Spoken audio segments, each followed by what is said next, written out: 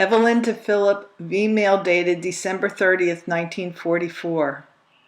Dearest sweetheart, there was no mail from you today, though I had expected to hit a belated jackpot. There was but one letter from Gloria. She mentioned having written to you, that she just received another letter, and now she owes you another. Dot called and informed me that Snuff is in the hospital with a bum leg, which was quite a surprise to me.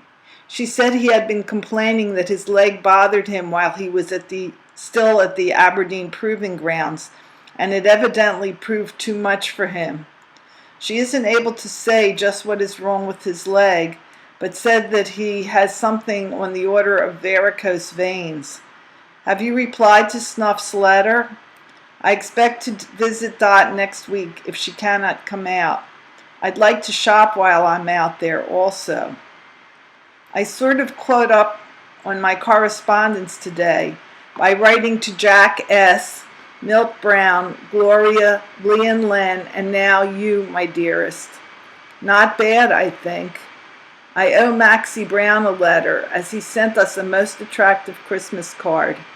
I haven't yet decided what to give Miriam as a gift, but we'll try to get my cousin to order 2 expensive dresses for the kid for me if she can get them. I don't know if I told you that my gift to Ruth was a compact, a huge amber plastic one which she selected herself. I still owe each of the moms handbags, but haven't been able to find some I like at a decent price now. The net is a 20% tax on handbags, and there really aren't any decent bags under $7.50. So with tax and all, there is quite a large expenditure. I asked Mr. Bellet if he knew anyone who manufactures bags, and he sent me to a place right up the street. They are not open on Saturdays, so I'll go there on Tuesday when I go back to work, and perhaps I will be able to make a selection there. Adele's vocabulary continues to increase by leaps and bounds. She repeats many nursery rhymes, with such new additions as Little Boy Blue, Seesaw, Knock at the Door, Who's There, etc. When I come home from work, the first thing she says to me now is, "Hello, Mommy," followed by a "tis." I particularly love the way she says "okay," "otay." In fact, I like it so much I've started using it myself. It's her particular way of saying it that makes it almost sound delicious. She pronounces certainly, certainty, and delicious is yicious. She calls our next-door neighbor, whose name is Mrs. Oakrock, Missy Otot, and Mrs. Otot has suddenly acquired a new name. Even I call her that now. When Adele says something and I ask her to repeat, she answers, "No, Mommy, just said that," and she won't repeat.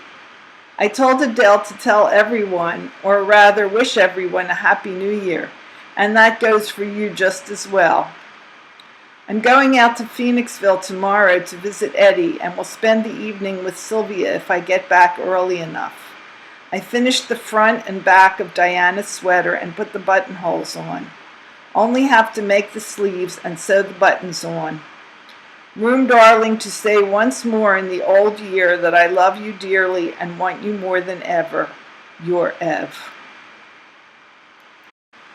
Letter from Harry Weinman to Philip, December 31st, 1944. Dear Phil, how you doing? I guess it's about time you heard from me. As yet, I haven't received any mail since November 6th, when I left the rehabilitation center. As you note by the address, I am now in an outfit somewheres in France. I spent about a month in replacement centers in France before I hit this place. Everything is okay here. We have good food and the best of quarters. We are in the center of the town and living in a chateau, French home. I am doing guard duty with 2 other men, and we live a few blocks away in a comfortable room with a stove. The men and officers here are okay. How are things with you? Did you get back to camp okay? Too bad I couldn't spend a few days down your place. The weather down here is about 0 right now. Have you been hearing from home often? I sure would like to know what's going on. That's about all the dope right now. Take it easy. Your cousin Harry. P.S. Send some 127 film if you can get it.